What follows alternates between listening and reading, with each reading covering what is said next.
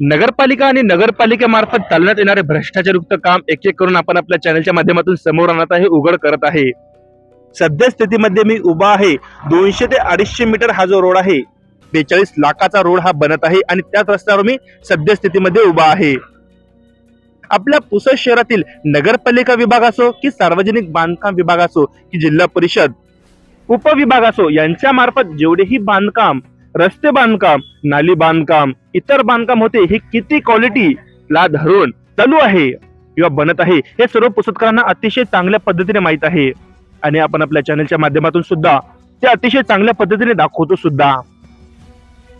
एक रोड ज्याबद्दल आपण आपल्या चॅनलच्या माध्यमातून नेहमी सांगायचा प्रयत्न केला तो म्हणजे आपलं जे उपजिल्हा रुग्णालय पुसद या समोरचा हा जो रोड आहे त्याविषयी।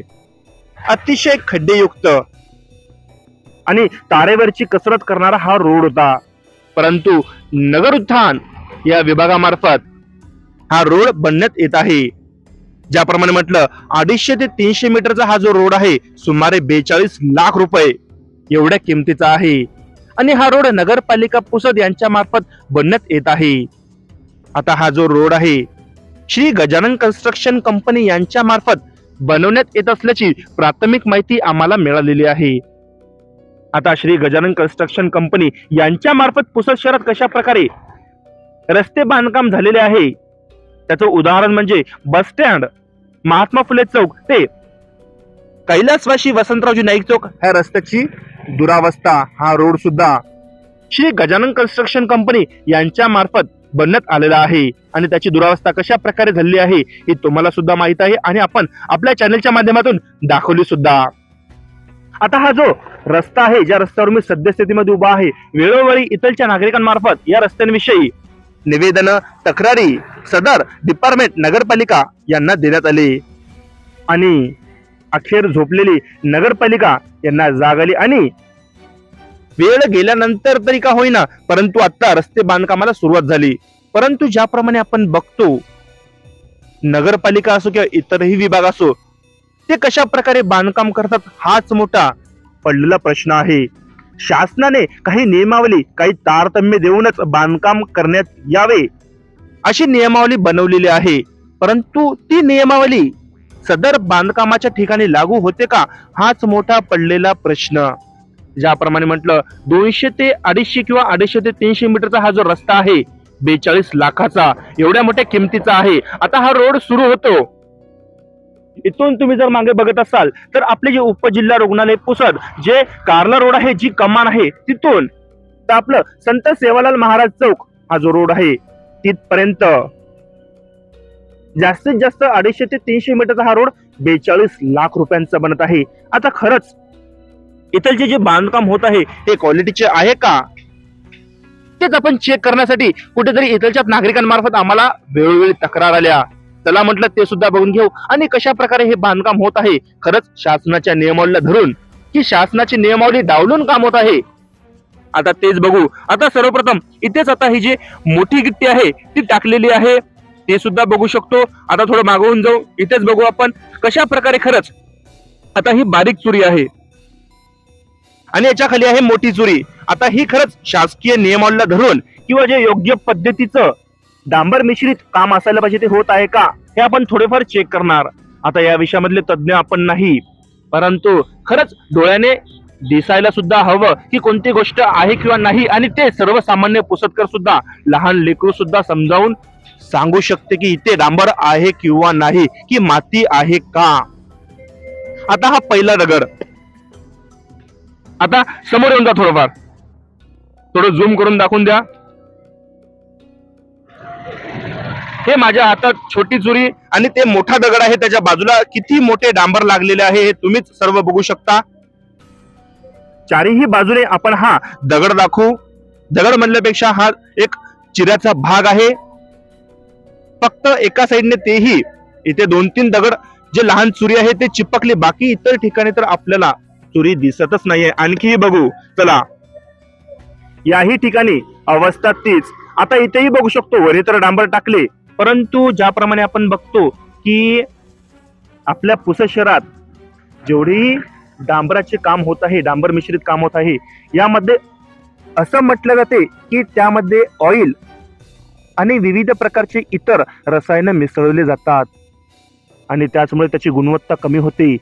पैसे हे कंत्राटदार ठेकेदार विभाग यांना वाचतात आणि त्याचमुळे अशा प्रकारचे हे काम होतात. आता यावर इतर ठिकाणी जर आपण ओरिजिनल डांबर जर बघितलं तर आपल्या बोटाला आपण ते लावलं तर बोटाला चिपकते, पण इथं माझ्या बोटाला चिपकूनच नाही राहिलं, मुळात दगडालाच चिपकून नाही राहिलं. आता हे पूर्ण भाग डांबराने साचलेला आहे, पण मजल की बाबा एकही जे चुरी आहे ते चिपकल. चला आणखीही बघू. इथेही तीच अवस्था, याही ठिकाणी बघून घ्या, इथेही दगडाची तीच अवस्था. आणखीही मागे वळू आपण, हा रस्ता आहे थोडाफार आणखीही बघू, इथेही तीच अवस्था. नेहमी आपण आपल्या चॅनलच्या माध्यमातून हेच दाखवण्याचा प्रयत्न करतो की नगरपालिका असो, सार्वजनिक बांधकाम विभाग असो, यांच्या मार्फत कशा प्रकारे भ्रष्टाचारयुक्त काम होत आहे.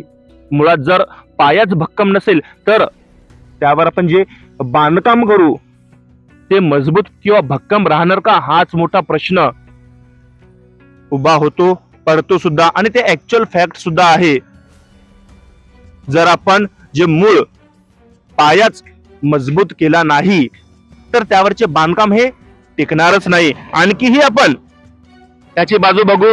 हे सर्व जेवढेही मी चिरे दाखवत आहे तुमच्या समोरच मी हे जे रस्ता बनत आहे 42 लाख रुपयांचा एवढा मोठा हा रस्ता आहे त्यामधलंच दाखवत आहे. तुम्हीही आणखीही बघून घ्या की या ज्या ठिकाणी डांबर असायला पाहिजे, कुठे आहे डांबर? डांबर गेलं हे कंत्राटदार यांच्या खिशात. डांबराचे पैसे गेले हे नगरपालिका मुख्य अधिकारी श्री अभिजित वायकोस, जे बांधकाम विभाग प्रमुख, नगर अभियंता, इंजिनियर यांच्या खिशात. बरं, ज्याप्रमाणे म्हटलं 42 लाख रुपयांचा हा रोड आहे, परंतु या ठिकाणी जे इंजिनियर लेवलचे पदाधिकारी असायला पाहिजे, जे ठेकेदार कंत्राटदार यांच्या मार्फत सुद्धा इंजिनियर लेवलचा व्यक्ती ते असायला पाहिजे. कुठं आहे व्यक्ती? पूर्ण रस्ता बघा. कोणता व्यक्ती जर तुम्हाला दिसत असेल तर मला सांगा, अधिकारी दिसत असेल तर सांगा. मागचीही बाजू घेऊ. तुम्ही मनसाल ऋषी एकच साईड दाखवत आहे, आपण दुसरीही साईड दाखवू. आता हा जो रोड आहे, हा रोड संत सेवालाल महाराज चौक यांच्या ठिकाणी जात आहे. या चौक मध्ये ते जात आहे. कोणता तरी अधिकारी पदाधिकारी या ठिकाणी निरीक्षणासाठी आलेला दिसतोय का? मग नेमकं हे जे बांधकाम होत आहे कोणाच्या मार्गदर्शनाखाली, कोणाच्या भरवशावर होत आहे, हाही मोठा प्रश्न आहे. बरं, सामान्य मजूर वर्ग लावायचा आणि मोठी मजुरीच्याच नावाने पैसे उकळायचे, हा गोरखधंदा आहे. तो नगरपालिका आणि इतर विभाग यांना चांगल्या पद्धतीने माहीत आहे आणि त्याचमुळे अशा प्रकारचे जे भ्रष्टाचारयुक्त काम आहे ते जन्मास येतात. आणखी दुसरी भाग घेऊ, समोर येऊन जा. आता इथेही जे रस्त्याचे बांधकाम केले आहे, आता इथलचे सुद्धा दगड बघू, इथलचे सुद्धा चिरे बघू. येऊन जा समोर. नेमकं एकाच साईडच्या रस्त्यांची अवस्था ती आहे की सगळ्याच बाजूच्या रस्त्याची अवस्था ती आहे? आता इथेही बघून घ्या, हा सुद्धा चिरा आहे, हेही बघून घ्या, हे सुद्धा बघून घ्या. आता इथलचं काढून बघू आपण. बरं, एक कमालीची गोष्ट म्हणजे आता हा जो रोड आहे, या रोडवर कित्येक वेळा दबाईने दाबण्यात आले असावे, परंतु धक्कादायक बाब ही की ते मी माझ्या बोटाने उकरत आहे. म्हणजे नेमकं दबाईने दाबलं की नाही, हाही मोठा प्रश्न. मुळात शासकीय नियम काय म्हणतो, कंत्राट कशा प्रकारे बनतो थोडक्यात सांगतो. जेवढेही बांधकामाचे साहित्य आहे त्या ठिकाणी हे असलेच पाहिजे जिथे बांधकाम होत आहे. परंतु ऍक्च्युअल मध्ये इथे कोणतं बांधकामाचं साहित्य दिसतंय का? मुळात मजूर वर्ग तरी दिसतो का? मुळात अधिकारी वर्ग तरी दिसतो का? कंत्राटदार त्यांच्या सोबतचे जे व्यक्ती अधिकारी पदाधिकारी हे तरी दिसतात का? हाच मोठा प्रश्न.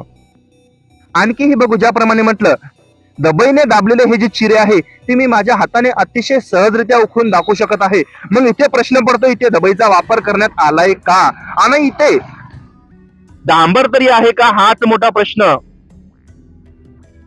कोटी रुपये ज्याप्रमाणे अशा प्रकारच्या रस्त्यांमध्ये वापरले जातात आणि सुमारे 42 लाख रुपयांचा 250 ते 300 मीटरचा हा रोड बनत आहे. खरंच शासकीय नियम इथे आपल्याला दिसतो का? मी नेहमी माननीय वरिष्ठ अधिकारी यांना विनंती करतो, सदर आता व्हिडिओच्या माध्यमातून सुद्धा मी जे पुसदचे आता मंत्रिपदावर गेलेले लोकप्रतिनिधी आहे इंद्रनील नाईक साहेब यांना विनंती करतो की अशा विषयाकडे तुम्ही गांभीर्याने लक्ष द्या. पुसदच्या आत्मीयतेचा हा विषय आहे.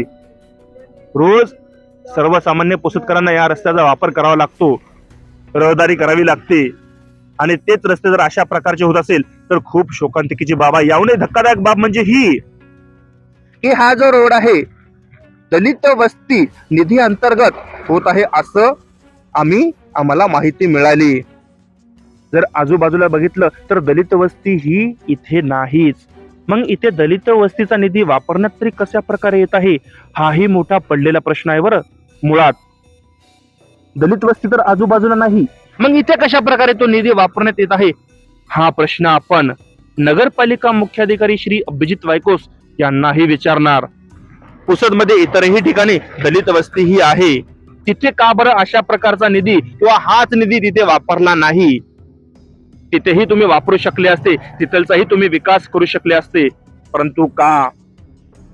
दुसरंही उदाहरण ज्याप्रमाणे म्हटलं, महात्मा गांधी चौक या ठिकाणचा जो सिमेंटचा रोड बनला तो रोड सुद्धा दलित वस्ती निधी अंतर्गत बनवण्यात आलेला आहे. म्हणजे सामान्य व्यक्ती यास निधी आणि निधी संबंधी माहिती नसल्यामुळे किंवा तो त्या विषयासंबंधी बोलण्यास धाडस करत नसल्यामुळे आलेला निधी कुठेही वापरायचा हे नगरपालिका मुख्याधिकारी नगरपालिका डिपार्टमेंट यांना चांगल्या पद्धतीने माहित आहे. सजग पुसदकर नेहमी म्हणतो जागे व्हा, अन्यायाविरुद्ध आवाज उचला. आपला एक आवाज आपण सर्व काही करू शकतो हे तेवढंच सत्य आहे. नक्कीच आजचा भाग तुम्ही मोठ्या प्रमाणावर शेअर कराल, सर्वांना पाठवाल. तुम्हाला सर्वांना माहिती आहे टॅग कोणाला करायचं? मुख्यमंत्री देवेंद्र फडणवीस साहेब, उपमुख्यमंत्री एकनाथ शिंदे साहेब, त्याचप्रमाणे उपमुख्यमंत्री अजित पवार, त्याचप्रमाणे यवतमाळ जिल्हाधिकारी पंकज आसिया साहेब आणि नवनियुक्त झालेले मंत्री इंद्रनील नाईक साहेब यांना सुद्धा. बघत राहा द टाइम्स ऑफ पुसद. धन्यवाद.